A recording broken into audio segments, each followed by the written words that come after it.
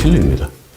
그냥 모든 결정을 할 때에, 마지막에 결정을 할 때에 내가 어떻게 할까 하고 결정을 내려야 되잖아요. 결정을 내릴 때 하나님을 좋게 하는 결정으로 마무리해버려요.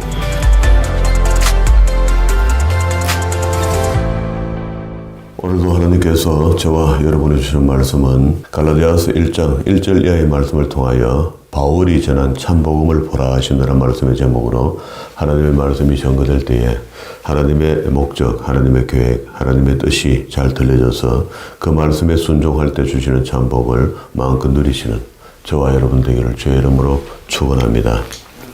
우리는 지난 시간에 고린도전서 후서를 다 보았는데요. 고린도전서 후서가 기록된 곳이 에베소에서 기록이 되었습니다. 그게 바울이 1차, 2차, 3차 선교 여행을 하는 가운데 3차 선교 여행을 하는 사도행전 19장에 한가 봅시다.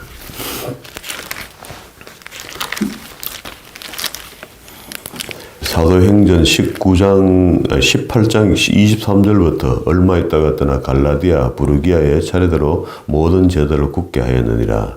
그때 에베소 전도를 시작하게 됐죠. 에베소에서 성령의 세례가 있었고요. 이때 마술사 서게의 아들들이 흉내를 내는 일이 있었고요. 그리고 난 뒤에 그때에 마귀가 하는 말이 유대의 한 제사장 서게와 7 아들도 이 일을 행하더니 15절입니다. 악기가 대답하여 가로되 예수도 내가 알고 바울도 내가 알거니와 너희는 누구냐 하며 악기 들린 사람이 그 두 사람에게 뛰어올라 억제하여 이기니 저희가 상하여 벗은 몸으로 그 집에서 도망하는지라. 에베소에 가는 유대인과 헬라인들이 다 이 일을 알고 두려워하며 주 예수의 이름을 높이고 믿은 사람들이 많이 와서 자복하여 행한 일을 고하며 또 마술을 행하던 많은 사람들이 그 책을 모아가지고 와서 모든 사람 앞에서 불사르니 그 책값을 계산한 적 한 5만 정도 되더라. 이와 같이 주의 말씀이 힘이 있어 흥왕하여 세력을 얻느니라. 이 일이 다 된 후에 바울이 마게도냐와 아가야로 다녀서 예루살렘에 가기를 경영하여 가로되 내가 거기 갔다가 후에 로마도 보아야 하리라 하고 20절쯤에서 고린도전서 후서를 썼고요. 고린도에 생겼던 그런 현상들이 율법주의자들이 갈라디아 교회에도 들어와서 예수 믿고 구원받는다 하는 것은 율법을 그래도 어느 정도는 준수해야 되지 율법을 영 내버려버리고 그냥 오직 그리스도를 믿으면 구원받는다 하는 그게 틀린다. 바울이 잘못 가르친 것 같다 하고 바울을 폄하하는 이야기들이 갈라디아 교회로부터 해서 주변의 모든 교회들에 퍼져나간 거라. 그러니까 바울이 못 참죠. 당연히 편지를 쓰는 거죠. 편지를 써서 뭐라 하노 말이야. 오직 예수 그리스도를 믿음으로 구원받는 거지 하고 당당하게 이야기합니다.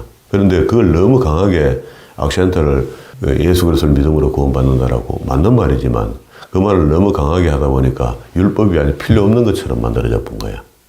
아무 소용도 없는 것처럼. 그게 아니고 율법의 효용성이 있다. 그리고 또 율법의 의미가 있고 뜻이 있다. 우리가 율법이 폐하여진 부분들이 있지만 폐하여진 것 속에는 의미가 살아있는 것들이 있다는 거라. 그 율법이. 그래서 그 율법이 우리에게 지금도 여전히 선하게 적용되는 부분들이 있다는 겁니다. 현대에도 지금. 이런 것들에 대해서 너무 하나를 떼내버려보고 쇠가 하나만 받았을 때 모자라는 것들이 있단 말이에요. 근데 이런 것들에 대해서 다시 한번 갈라디아서를 통해서 그 당시에는 바울이 화가 나서 막 이 갈라디아서를 기록했는데 나중에 신학자들이 하는 말 이게 자기 자신도 이 성경으로 생각 안 했다는 거예요. 그런데 이게 나중에 갈타고에서 정경으로 돌아버린 거죠. 갈라디아서가. 그래서 이 글이 보면 좀 격합니다. 그러면 이제 사도행전 3차 선교 여행이 18장 23절부터 시작됐는데요. 그래서 에베소 사역을 진행하는 중에 그러니까 1차, 2차, 3차 정도 특징이 있다 그랬잖아요. 3차 선교 여행에서는 바울이 하나님의 말씀을 한 군자리에서 어떻게 해요? 오래 했다 했죠. 2년씩 상당히 긴 시간 동안 하나님 말씀을 전가하기 시작했다 했죠. 그 느낌이 이제 달라진 겁니다. 첫 번째는 뜨거워서 성령의 세례를 주고 막 지나치고 두 번째는 사람들을 많이 만나게 됐고요. 세 번째는 이제 한 곳에서 올해 하나님의 말씀을 전가하기 시작했다. 저도 이게 바울이 세 번째 선교 패턴을 보면은요, 저도 지금 그런 게 맞다고 생각합니다. 우리가 성경을 하루아침에 다 못 배웁니다. 궁금증에 대해서는 성경을 훑어서 보면은 다 이해가 돼요. 이해가 되는데, 제가 오늘 아침에 갈라디아서 책을 이렇게 보면서 제 책이 갈라디아서 첫 편이 이래 돼 있거든요. 그런데 여 밑에 이 글자가 안 보입니다. 이 메모해 놓는 글자들이.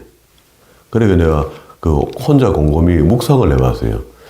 참, 이 책을 볼 때마다, 설교할 때마다 수없이 설교를 했죠, 제가요. 하면서 뒤에 메모 글들을 다 적어놓고, 이렇게 해서 그때그때마다 그 말씀을 설명했을 겁니다.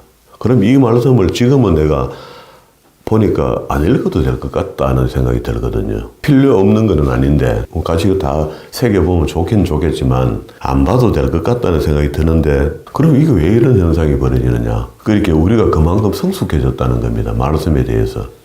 여러 번 말씀을 보면서 설명을 안 해도 우리가 서로 교감이 있고 이해가 되고 느껴지는 것처럼 그렇게 이해가 되고 커뮤니케이션이 된다는 겁니다. 설교 속에서. 근데 여기 생긴 처음 이제 또 성경 공부해야 되겠다고 오는 사람이 앉아있으면은요, 방법 없이 처음부터 끝까지 다 가르쳐 줘야 되는 거죠. 우리끼리 영감이 서로 교감이 좀 있어서 덜 설명해도 이해가 되고 넘어가는 것들이 있다는 겁니다. 그래서 제가 굉장히 기뻤어요. 그래, 그럴 거다.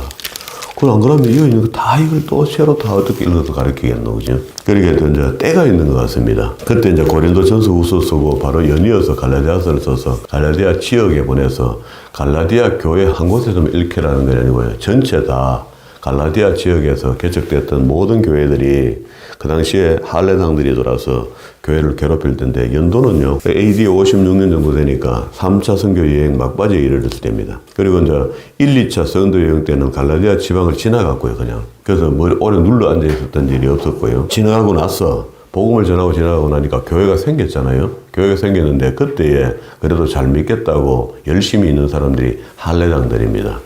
나쁘다고 생각하면 안 돼요. 그게 마가 요한도 할례당이거든요. 이게 적어도 우리 율법 중에 예수 그리스도를 믿고 구원받는다는 거 우리 인정하는데, 그래도 할례는 받고 세례 받는 게 이게 수순이 안 맞겠나 이렇게 주장했던 사람들이거든요. 구약의 중요성을 자꾸 들추는 사람들이라.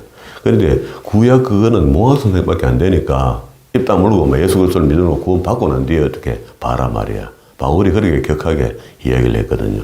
갈라디아에서 와서 그렇게 이야기를 하는 겁니다. 그리고 이제 바울이 이제 1차, 2차 선교를 하고 교회가 세워지고 지나가고 난 뒤에 할례당들이 돌아가고 바울을 폄하하기 시작한 겁니다. 봐라, 생긴 거 봐라, 그 성령이 임하겠더나 하고 군지렁거리고요.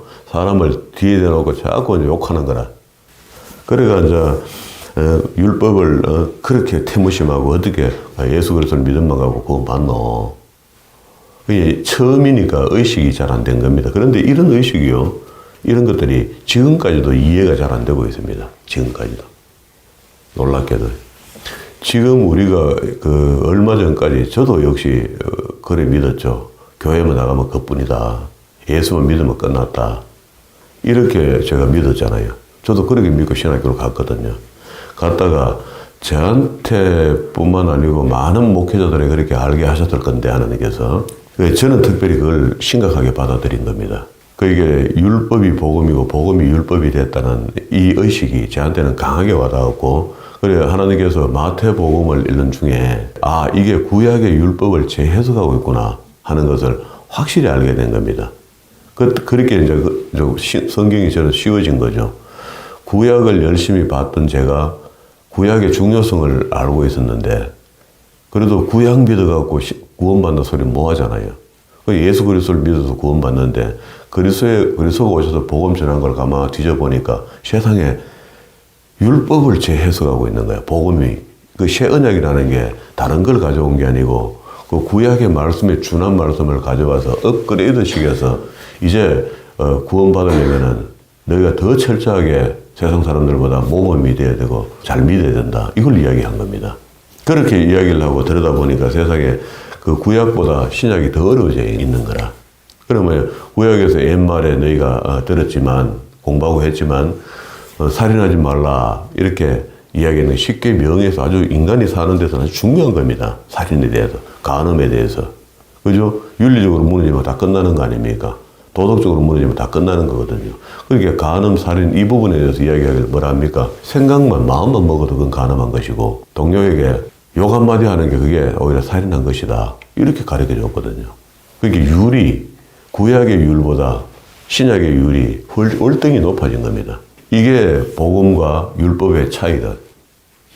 그럼 이제 그리스도께서 오셔서 하신 것이 새 언약을 선포하러 오셨는데 요한 1서 2장 이하에 보면 나오잖아요. 그러면 내가 율법을 폐하러 온 것이 아니고 완전케 하러 왔다. 이렇게 또 마태복음 5장 17절 이하의 말씀에 이야기를 하고 있습니다. 이렇게 저렇게 해도 안 맞아요. 제가 지금 설명하기 전에 이야기했던, 우리가 이해했던 그 구원에 대한 서정이 안 맞다고, 성경적으로. 여기도 이제 그런 사람들이 초창기 때 이 일을 제시한 거죠. 적어도 말이야, 구약의 말씀들을 이렇게 내삐내삐려도 되나? 아니다. 이렇게 이야기하는데 바울이 그 소식을 알고 글찍이 당장 달려가지는 못하니까 편지를 써서 이 내용을 보낸 겁니다. 그럼 이러면 이제 서론이 좀 됐죠. 여기에는 이제 참 복음에 사도된, 자기가 사도된 경위를 설명하는 것이 1장부터 2장 14절까지 쭉 이어져요. 그리고 그 다음에 이제 2장 15절부터는요, 이신덕이 설명을 합니다. 구원받는 것은 어떤 것인가? 이신덕이에 대한, 우리가 구원을 받는 데에 대한 이해를 정확하게 설명을 해요. 율법을 믿어서 지금은 지켜서 구원 못 받는다. 예수 그리스도를 믿음으로 구원받는다고 이신덕이에 대한 이야기를 쫙 해내려갑니다. 그리고 5장 1절부터는요, 이신덕이를 받은 사람들, 이신덕이가 임하여져서 예수 그리스도를 믿고 구원받았다고 자기 마음에 확신이 드는 사람들이 자기 삶이 바뀐 삶을 산단 말입니다. 그런데 이걸 이제 우리는 이걸 구분해 놓은 게 있잖아요. 실천이다, 실천. 이신덕이 받았다, 구원받았다, 이렇게 하면 구원받은 사람이 어떻게 살아야 된다는 것을 설명하고 있다고요. 그러면 이제 이 내용이 너무 간단하죠. 다 끝나잖아요. 그래서 정말 중요한 것이 2장 15절부터 4장 말미까지, 여기까지가 이신덕이에 대해서 이야기를 하고요. 바울이 내가 전에 1차, 2차 선교 갔을 때 전해 준 것이 뭔가 모르겠나? 참 복음을 내가 전해주고 안 왔나? 그 이야기를 1장부터 2장 여기 14절까지죠. 14절까지로 생각하죠. 14절까지라 이렇게 이야기를 하고 그 다음에 이신덕이를 설명하는 겁니다. 그럼 이 책 구조가 세 토막이죠. 첫 번째 참 복음을 전하는 이야기, 두 번째 이신덕이를 설명하고, 세 번째는 실천적 삶을 이야기합니다. 자, 더 간단해졌다, 그죠? 이렇게 의식하고 이제 읽어봅시다. 처음에 인사가 보통 바울의 서신들이 앞에 고린도만 봅시다. 고린도 1장에 한가 봐요. 고린도전서 1장에. 서신이단 말이야. 하나님의 뜻을 따라 그리스도 예수의 사도로 부르심을 입은 바울과 및 형제 소스데네는 고린도에 있는 하나님의 교회 곧 그리스도 예수 안에서 거룩하여지고 성도라 부르심을 입은 자들과 또 각 처에서 우리의 주 곧 저희와 우리의 주 대신 예수 그리스도의 이름을 부르는 모든 사람들에게 하나님 우리 아버지와 주 예수 그리스도를 쫓아 은혜와 평강이 있기를 원하노라. 이게 서문의 인사입니다. 편지의 인사라고. 그런데 갈라디아서 1장 1절을 봅시다. 사람에게 난 것도 아니요, 사람으로 말미암은 것도 아니요, 예수 그리스도와 및 죽은 자들 가운데서 그리스도를 살리신 하나님 아버지로 말미암아 사도된 바울은, 이렇게 나와요. 이 편지를 쓸 때 바울의 심정이, 마음이 좀 느껴지잖아요. 좀 격해져 있습니다. 이때까지 가르쳤더니 엉뚱한 짓 하고 있다고 말이야. 실데없는 짓 한다고 말이야. 우리말로 지금 하면 그런 거야. 정신 좀 차려라 말이야. 응? 뭐 하는 짓이었나요, 지금부터? 실컷 하나님의 복음의 말씀을 받아들이고 난 뒤에 그 복음을 엇으로 쓴다고 막 화가 난 겁니다, 지금. 함께 있는 모든 형제로 더불어 갈라디아 여러 교회에게 우리 하나님 아버지와 주 예수 그리스도를 쫓아 은혜와 평강이 있기를 원한다.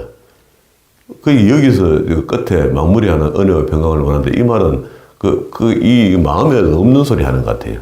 은혜 평강 좋아하네. 그러면서 참 복음은 이런 겁니다. 4절하고 5절을 묶어 놓으세요. 누가 물으면은 참 복음이 뭐고 물으면 바울은 이렇게 이야기하대 하고 이거 이야기해 주면 됩니다. 그리스도 하나님 곧 우리 아버지의 뜻을 따라 이 악한 세대에 우리를 건지시려고 우리 죄를 위하여 자기 몸을 드렸으니, 이거 복음 맞죠? 우리는 이제 복음을 좀 어렵게 자꾸 이해하고 설명하려고 그러는데, 영광이 저에게 세세도록 있을지어다. 아멘. 그러니까 그리스도께서 우리를 대신하여 죽어주지 않았다면 복음이 뭐고 아무것도 없습니다. 오직 이제 율법 지켜갖고 이제 의롭게 돼야 이제 구원받는 거거든요. 그리스도의 은혜로 6절입니다. 너희를 부르신 이를 이같이 속히 떠나 다른 복음을 쫓는 것을 내가 이상히 여긴다. 실컷 가르쳐주고 말이야. 진리를 바르게 가르쳐 놓았더니 진리를 엇으로 쓰고 말이야. 반대로 이해하고 다른 사람 이야기하는 거는 막 금방 들어가고 막 그걸로 쫓아가고 있고 말이야. 지금도 똑같아요, 우리. 이게 진리라는 것은요, 항상 홀대 맞습니다. 그러니까 진리를 사모하는 사람은 진리를 붙잡습니다. 여무지게. 그런데 그렇지 못한 사람은요, 진리를 멀리 하는 거예요, 진리를. 지금 여기도 그렇게 얘기하잖아요. 그리스도의 은혜로 너희를 부르신 이를 이같이 속히 떠나서 다른 복음을 쫓는 것을 내가 이상히 여긴다. 다른 복음은 없다, 이 등신들아. 다만 어떤 사람들이 너희에게 요란케 하여 그리스도의 복음을 변질시키려 하는 거 아이가. 보면 모르나. 지도 모르는 복음을 복음이라고 가르치는 그런 사람 밑에가 그걸 듣고 나니까 진짜 들은 것을 내버려버리고 가짜를 더 진짜가 죠. 왜? 가짜가 더 달콤하게 보이거든요. 먹음직도 하고요. 인간관계도 좋은 것처럼 이야기하고요. 관계를 좋은 것처럼 이렇게 미화시키는 거잖아요. 그 목사가 복음 잘 가르쳐 줬으면 되지. 그 더 이상 뭘 목사한테 바랍니까? 목사가 뭘 그런 걸 더 바라는 목사가 되고, 입에 사탕 발림 같은 이야기 해주고 자꾸 해봐요. 그 나중에 위기 때 건져내지를 못합니다. 권위도 없어져 버리고, 그게 근엄하게 한마디 해서, 집사님 정신 차리세요. 복음으로 돌아와요. 라고 이야기하면은 깜짝 놀라서, 그런데 매일 달콤한 소리 해주고, 말이야. 이 소리 해주고, 등 두드려주고, 이렇게 해놔봐요. 그 아이가 그거 되겠습니까? 찡찡찡 울고 가버리죠, 또. 그러나 우리나 혹 하늘로부터 온 천사라도 우리가 너희의 전한 복음 외에는 다른 복음을 전하면 어떻게 해요? 저주를 받을지어다. 지금 저주 받을, 제가 받을 때요, 저주 받을 그게 구석구석이 너무 많은 것 같아요. 저주가 믿지 않는 자에게 임해야 될 판인데, 믿는다고 떠드는 사람들 속에 저주가 많이 임할 것 같다. 잘못 가르치고, 자기 편의대로 가르치고, 자기 덕을 위해서 가르치고, 이런 부류들이 굉장히 많은 것 같아요. 지금도 저는 제가 죄송하지만 제 주변에 지켜봅니다, 제가. 저게 저 거짓이 얼마나 갈란가 하면서 지켜봐요. 제가 지켜보면 이상하게 저한테 그런 언사가 있는가 봐요. 그래서 그게 저게 아닌데 저게 가짜를 하는데 저렇게 오래 하네. 평생을 가짜 하는 것 같아요. 가짜를 하는데도. 가짜로 봉사하고 가짜로 뭘 이렇게 위선으로 하는데도요. 그 위선을 평생을 하는 것 같아요. 평생을. 그게 적절하게 그 위선으로 사는데도 먹을 게 생기고 삶이 막 이렇게 되니까 계속 가요. 그래가 보니까. 그거 진짜 두려운 일 아닙니까? 우리가 전에 말하였거니와 내가 지금 다시 말하노니 만일 누구든지 너희의 받은 것 외에 다른 복음을 전하면 저주를 받는다. 그렇게 전하는 사람이 지금 있다는 이야 속에. 갈라디아 지역의 교회 안에 와서 할례당들이 와서 또 다른 이야기를 지금 자꾸 하고 있는 거라. 그 바울이 전한 복음 그것만 갖고 안 된다. 하고 딴소리 하고 말이야. 진짜 참 복음이 뭐라 했습니까? 4절에 그리스도께서 하나님 곧 우리 아버지의 뜻을 따라 이 악한 세대에서 우리를 건지시려고 우리를 죄를 위하여 어떻게요? 십자가 죽으신 겁니다. 죄 하나도 없으신 분이 십자가 못 박혀 돌아가신 겁니다. 이것을 믿는 것이 참 복음 아닙니까? 이것을 전하는 게 참 복음을 전하는 거 아닙니까? 그 외에 없다. 그렇게 전해놓은 이 갈라디아 교회 안에 가짜가 돌아갔고 다른 복음을 전하는데 그 잘 따라간다는 겁니다. 고린도 교회 똑같아요. 죽을 사람은 죽을 짓만 하는 겁니다. 그런 일에 더 달콤하게 생각하고 그거 좀 정지해서 지켜보고 말이야. 저 진짜 같긴 같은데 좀 뭐 이상하다 하고 지켜서 바라보고 지켜보고 좀 경계할 수 있는 이런 마음도 있어야 되는데 그 홀라당 넘어가고 그거 빠져들어갔다는 거예요. 바울이 지금 봤을 때. 10절에 이제 내가 사람에게 좋게 하랴 하나님께 좋게 하랴 사람들에게 기쁨을 구하랴 내가 지금까지 사람의 기쁨을 구하는 것이었다면 그리스도의 종이 아니다. 저도 이 말씀에 동의합니다. 내가 사람을 기쁘게 할 일 같으면은요, 저도 미사구 할 수 있습니다. 여러분 주 안에서 제가 여러분 사랑합니다. 걱정하지 마세요. 천국 가면 기다리면 갑니다. 걱정하지 마세요. 어쨌든 교회 잘 섬기고요. 목사 잘 섬기고 복 받으세요. 복. 목사 잘 섬기도 복 받습니다. 하면서 양복이 다 떨어져 갑니다. 하고 신발이 다 떨어져. 부드럽게 이야기해봐요. 받는 것도 부드럽게 해놓으면은요, 주는 사람도 즐거이 또 드릴 수 있는 거라. 그래가 매일 이리 삐기 묻고 저리 삐기 묻고 성도 그러지 만들어 놓고 말이야. 그렇게 못할 것 같습니까, 제가? 제가 사회생활을 한 사람인데 왜 못하겠어요? 충분히 하고도 남습니다. 아이고, 어제 신형 자동차가 나왔는데 너무 좋아요, 너무 좋아. 하고 한 달만 떠들어버리고 막 더러워 내가 하나 사주고 만다고. 누가 사올 기라. 제가 비유를 자꾸 해봐요. 다른 목사님은 어제 뭐 K7 사줬다 하던데, 저 지금 미국에 우리 총장님은 BMW 신형만 나오면 그 장로님이 매일같이 새거 사가 키를 갖다 준다는데, 우리는 와이런으로 가고 말이야. 큰 교회 목사님들은, 소망교회 목사님들 이런 분들, 이거는 TV 나왔잖아요. 성도들이 줄을 서가 있는 거라. 차를 사주려고. 보통 3억, 4억 되는 차를. 그렇게 PD한테 나중에 답답해 가더라고. 그게, PD 양반, 내가 차 바꿨다는 게 문제가 아니고, 차를 명성교회 목사님이 강사로 초빙을 해 자기교회 모시고 직접 가면서 서울이니까, 그래, 애를 갖췄던가 봐요. 이야, 요새 그 BMW 차 참 좋네요. 신형 참 좋네요. 목사님 마음에 듭니까?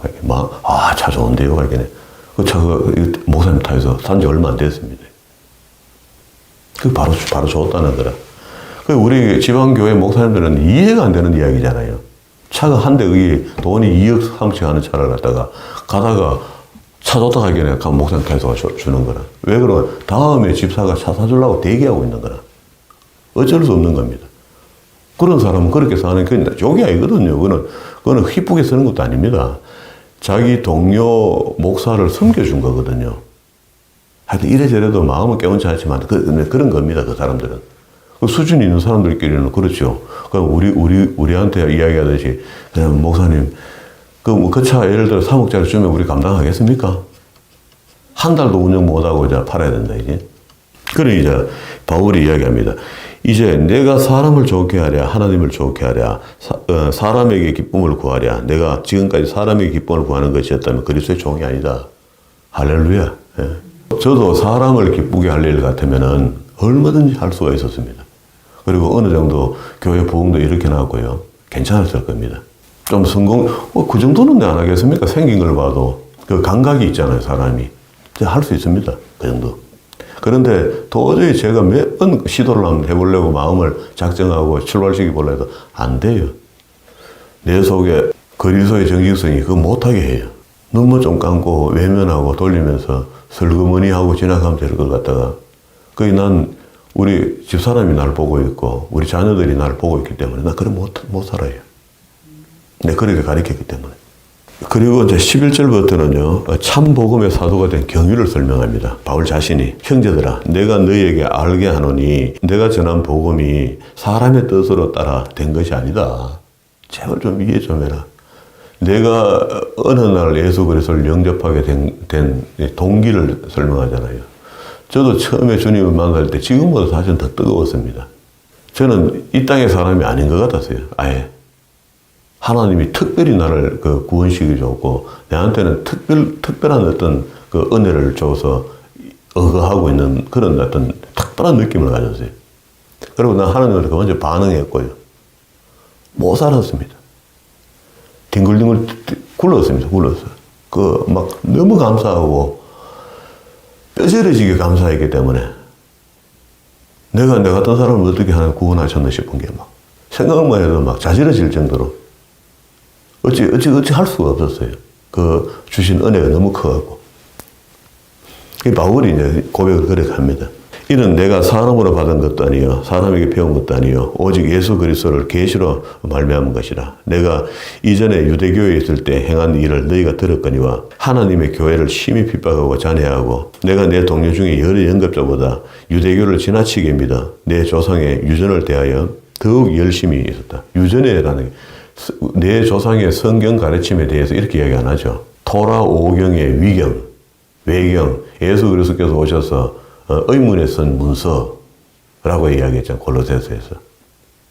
그런 걸 이야기하는 겁니다. 바울이 정확하게 이야기하고 있죠. 그러나 내 어머니 태로부터 나를 택정하시고 은혜로 나를 부르신 이가 그 아들을 이방에게 전하기 위하여 그를 내 속에 나타내시기를 기뻐하실 때에 내가 곧 혈육과 의논하지 아니하고 사람과 의논하지 않았다. 믿게 될 때. 저도 역시 그랬습니다. 저도 그냥 쪽바로 그냥 교회 가버렸어요. 교회 갔는데 나는 그 친구 모친하고 애만 지키고 돌아올라 했습니다, 사실은.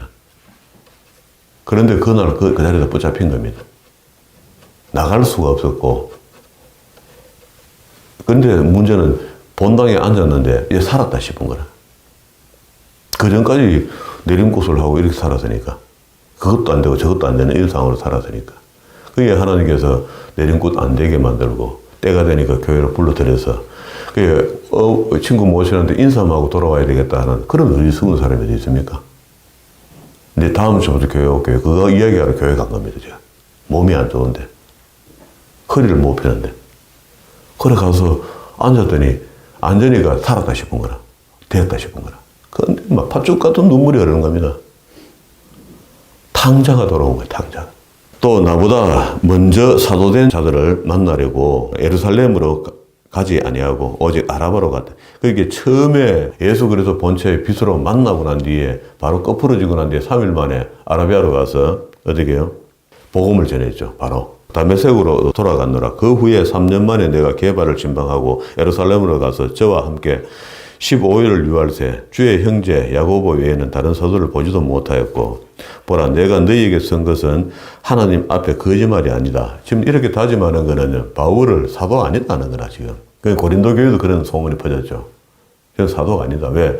예수님 다니실 때 공생애 하실 때 그 12사도로 그냥 공부하고 따라다니는 사람 중에 그때는 없었거든요. 바울이.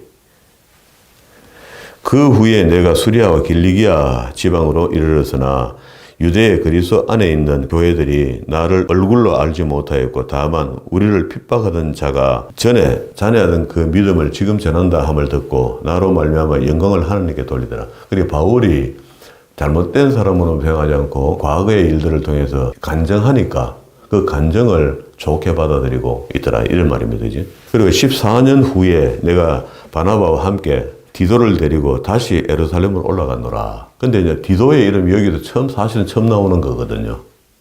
사도행전에도 디도가 나오잖아요. 편지 전달자로 나오죠. 고린도교회 편지 전달하잖아요. 근데 이 디도가 갑자기 툭 튀어나와요. 그게 뭐 디모데 만나는 거는 이렇게 만났다는 과정이 있잖아요. 근데 이런 사람들 중간에, 이래 되면 굉장히 복잡한 거라. 제가 이제 엘레터로 둬서 족보가 좀 중요하다는 게 하나님께서 한 사람을 등용시킬 때 죽이든지 등용시키든지 할 때마다 족보를 앞에 해주는 것은 우리가 헷갈리지 않도록 해주는 거거든요. 그리고 디도 같은 경우는 우리는 궁금증을 가져보지도 않았겠지만은 그게 갑자기 디도가 올라온 겁니다. 그러면 이 사람도 누구냐? 그런데 이제 디도가 일을 시켜보면 일을 멋지게 해낸다는 겁니다. 문제는. 고린도 교회도 가서 뭐 잠시 복잡한 문제를 다 해결하고 그냥 돌아와 버는 거라. 마케도니아에서 만났을 때 기쁜 소식을 전했던 게 그거거든요. 전설을 가지고 가서 고린도 전설 가서 전했더니 다 해결되더라는 겁니다. 그게 사람 나름이다. 우리 교회가 막 복잡한 문제가 있어. 그런 게 이 목사는 안 되지만 또 다른 목사님이 부임해서 와서 따닥 정리하니까 정리가 싹 되는 수가 있습니다. 그런 겁니다. 디도 같은 사람. 디도가 그런 성품을 가진 사람입니다. 계시를 인하여 올라가 내가 이방 가운데서 전파하는 복음을 저희에게 제출하여 유명한 자들에게 사사로이 한 것은 내가 다름질하는 것이나 다름질한 것이 헛되지 아니하려 함이라. 그러나 나와 함께 있는 헬라인 디도라도 억지로 할례를 받게 아니하였으니 바울이 그렇게 하거든요. 갈라디아 교회의 문제가 본론을 이야기하는 거거든요. 그러니까 이 교회 안에 할례당들이 돌아가 할례 받고 세례 받으라고 하는 사람들이 있다는 겁니다. 그걸 가지고 지금 편지를 쓰기 시작했거든요. 그래서 내가 데리고 다니는 충직스러운 제자 디도도 헬라인인데 내가 아직 할례 받을 소리 안 했다. 무슨 지금 할례가 왜 들어오나 여기에. 예수 그리스도를 믿음으로 구원받으면 되지. 그러게 구약을 멸시하고 없애버리고 복음만 믿고 예수 그리스도를 믿음으로 구원받고 끝내라 이런 소리가 아닙니다. 이거 지금. 이 상황이 배경이 이래서 어쩔 수 없이 표현을 바울이 이렇게 하고 있는 뿐이거든요. 다 읽어보면 그래요. 이는 가만히 들어온 거짓 형제 까닭이라. 이 가만히 들어온 사람이 여기 할례당들이죠. 저희가 가만히 들어온 것은 그리스도 예수 안에서 우리의 가진 자유를 엿보고 우리를 종으로 삼고자 함이라. 우리가 일시라도 복종치 아니하였으니 이는 복음의 진리로 너희 가운데 항상 있게 하려 함이라. 유명하다는 이들 중에 본래 어떤 이든지 내게 상관이 없으나 하나님은 사람의 외모로 취하지 아니하시나니. 저 유명한 자들은 이 유명한 자들을 예수님의 직제자들 12사도 이런 사람들입니다. 저 유명한 이들이 내게 더하여 준 것이 없고 도리어 내가 무할례자들에게 복음을 전함을 맡기를 베드로가 할례자를 맡은 것 같이 한 것을 보고 베드로에게 역사하시는 그 할례자의 사도로 삼으신 이가 또한 내게 역사하사 나를 이방인의 사도로 삼으셨느니라. 또 내게 주신 은혜를 알므로 기둥같이 여기는 야고보와 게바와 요한도 나와 바나바에게 교제 악수를 하였으니. 그렇게 지금 그 12사도 중에 독특하게 예수님의 사랑을 받고 그리고 또 그 다른 사람들도 다 아는 겁니다. 그러니까 요 야고보, 게바, 요한 이 사람을 대표성을 띠는 겁니다. 이제. 그러니까 그런 사람들도 바나바하고 바울이 올라갔을 때 교제 악수를 했다 이미. 그게 만약에 그게 안 되면 교제 악수를 안 하거든요. 원래 그 그리스도가 임하시기 전에는 구약 때는 그 사마리아 사람하고 보도 안 하고 밥도 안 먹고 한 자리에 앉도 안 합니다. 한 자리에. 이렇게 마주보고 있지도 않아요. 재수 없다고 끝내봅니다. 악수가 어디 있습니까? 그런데 여기 교제 악수했다가는 이 정도는 굉장히 교감 있는 이야기를 하는 거거든요. 악수를 하였으니 이는 우리는 이방인에게로 저희는 할례자에게로 가게 하려 함이라. 됐죠? 그 이방인에게 복음 전하는 것도 예수 그리스도의 복음을 전해야 되고 또 이미 이 사람들은 가면 이제 유대인들에게 할례 받은 사람들에게 복음 전하는 것도 전하는 것이고 다만 우리에게 가난한 자를 생각하는 것까지 부탁하였으니 이거는 원래 내가 힘쓰는 거죠. 어려운 사람을 돕는 거잖아요. 그건 원래 예수 믿으면 기본 정신이 없는 자에게 복음이 임하게 되고 그 없는 자를 긍휼히 여기고 있는 자에게서 없는 자에게로 옮겨주는 일은 당연히 내가 했던 거다. 돕는 거. 그리고 난 뒤에 이제 특별히 11절부터 14절까지 요걸 갖다가 삽입구를 하나를 더 이야기를 합니다. 추가로. 우리는 그러면 뒤에 이제 15절부터 이신덕에 대한 설명을 하거든요. 하는데 이 장이 이제 그렇게 쫙 부러지게 안 부러져 그래요. 그러면 이제 11절부터 14절까지 베드로가 자기 앞에서 했던 행동을 내가 설명해 줄게. 게바는 예수님의 제자 중에 수제자인데 바울이 했던 행동을 서로 충돌이 생겼을 때에 말도 못했던 거 내가 이야기해 줄게. 그렇게 얘기합니다. 게바가 안디옥에 이르렀을 때 책망할 일이 있기로 내가 저를 면책에 봐줬어요. 그때는 야고보에게 온 어떤 이들이 이르기 전에 게바가 이방인들과 함께 먹다가 음식 먹고 춤추고 놀았다는 겁니다. 저희가 오매 그가 할례자들을 두려워하여 떠나 물러가고 그렇게 음식 먹고 가서 즐기고 춤추고 하다가 그 야고보의 제자들이 오니까 슬며시 빠져나갔다 이 말입니다. 그 표시 안 내려고. 남은 유대인들도 저와 같이 외식함으로 바나바도 저희의 외식에 유혹이 되었느니라. 그러므로 나는 저희가 복음의 진리를 따라 바로 행하지 아니함을 보고 모든 자 앞에서 게바에게 이르되 내가 유대인으로서 이방인을 쫓고 또 유대인답지 않게 살면서 어찌하여 억지로 이방인들을 유대인답게 살으라고 이렇게 할 수 있나. 그렇게 복음 전하는 이유가 있어서 내가 율법을 온전히 지키는 것처럼 율법주의처럼 보인다면 나 그래 하겠다는 겁니다. 이 복음이 바르게 전해지려면은 이 말이 이해되죠? 바울이 하는 이야기인데 이해 안 됩니까? 이해되죠? 그러니까 우선에 복음 전하는 것들이 필요해서 내가 안 지켜야 될 것을 지키는 것처럼 보여지면 복음 전하는 게 원인이라면 그 복음 지키는 사람처럼 보이겠다는 거예요. 저도 좀 그렇죠. 목사님은 고기도 안 먹는 사람처럼 고기 먹습니다. 고기는 먹지만은 우리 성도들이 건강해서는 좋겠다 싶으니까 기름이 섞인 고기를 먹지 말자. 주의하는 거죠. 그래도 이러는데 제가 그러면 또 음식 갖고 음식 잘 먹어야 구원받을 것처럼 이야기합니까? 아니죠. 그렇게 이제 오해는 자기가 알아서 하는 거니까 할 수 없는데 우리가 살 때 피치 못하게 오해받을 만한 행동들을 할 수밖에 없을 때도 있긴 있어요. 있지만은 그거는 이제 복음을 위한다는 대의를 위해서 할 때 그건 가능한 것이고 매일 상대한테 오해받는 삶을 살고 오해받는 말을 하고 이렇게 살면 안 되는 거죠. 그건 잘못된 거죠. 오늘 이제 여기까지 정리했습니다. 여기로 합시다. 그래 15절부터 다음 시간에 보는데요. 그 이신덕이 설명을 하는데 진짜 바울이 입이 부풀어갖고 앞에 인사를 이만큼 하는 것도 막 힘듭니다. 뒤에 바로 지금 예수 그리스도를 믿음으로 구원받는 거지 뭐 어떤 쓸데없는 소리 하냐 하고 막 이신덕에 대해서 막 적나라하게 설명을 해요. 우리는 이신덕이를 지금 이해 다 하고 있기 때문에 읽어보면요. 바울의 마음이 싹 읽혀져요. 한 권의 책을 읽을 때에 그 책의 배경, 그 책의 출발, 그 책을 바울이 왜 쓰게 됐는지, 그 저자가 어떻게 쓰게 됐는지, 저자의 행편, 이런 것들을 육가원칙이라 하죠. 육가원칙에 준하여 책을 보면은 책이 어느 정도 확 드러나거든요. 그런데 우리는 이때까지 거룩에 사여갖고, 그것도 뭐 서로 거룩한지 아닌지 모르겠어. 그 성경책을 어떻게 경망하게 육가원칙을 들여다 보노, 문학적으로 보노, 이렇게 한 거야. 문학책입니다, 이 책. 히브리 문학이에요, 이거. 히브리인들의 문학의 그게 대칭 구조잖아요. 대칭 구조를 여기다 집어넣는 겁니다. 그러면은, 히브리인들이 이해하고 있는 대칭 구조법을 우리가 이해하지 못하면 성경을 갖다가 되게 어렵게 보는 거죠.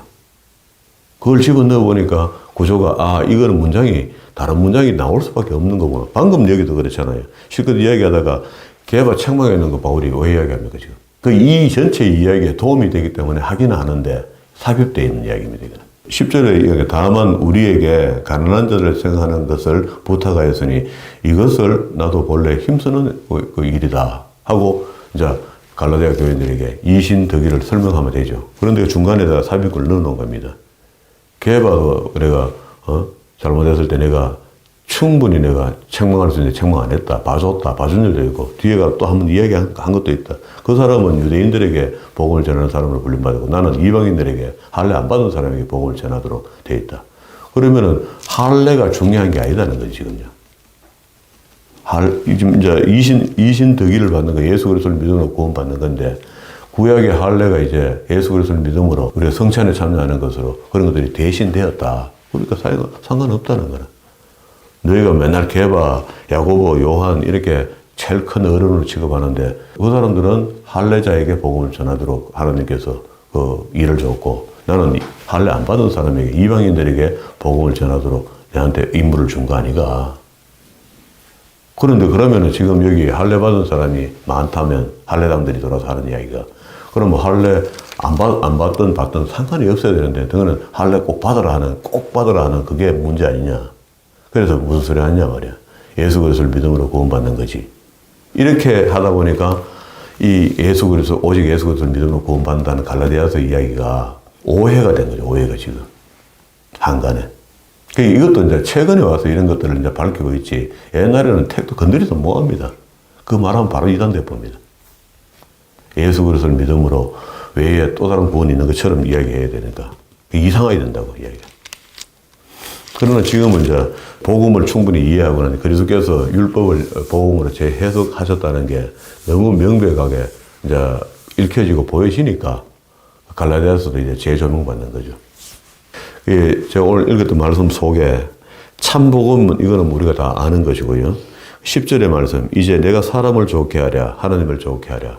여러분 살다가 신앙의 기준대를 가질 때 지금 내가 이렇게 결정하고 저렇게 결정하고 마음에 선을 그어줘야 될 때 있잖아요.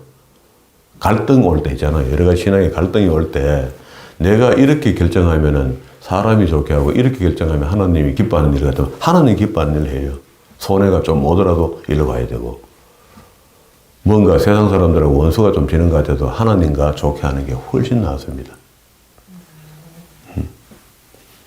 이건 진리입니다. 그냥 모든 결정을 할 때에 마지막에 결정을 할 때에 내가 어떻게 할까 하고 결정을 내려야 되잖아요. 결정을 내릴 때 하나님을 좋게 하는 결정으로 마무리해버려요. 그냥 갈등하지 말고. 지금도 여러분 속에 내가 이럴까 저럴까는 할까 말까 하루 종일 할까 말까잖아 우리가. 해야 되나 말아야 되나 여기에서 갈팡질팡 하잖아요. 그때 하나님이 기뻐하는 일 같으면 하나님이 기뻐하는 쪽으로 엎어지자. 일로. 넘어지자 절로. 그 사람을 좋게 하는 일을 하면 안 됩니다. 그건 잠시 기쁘고 끝나는 거라.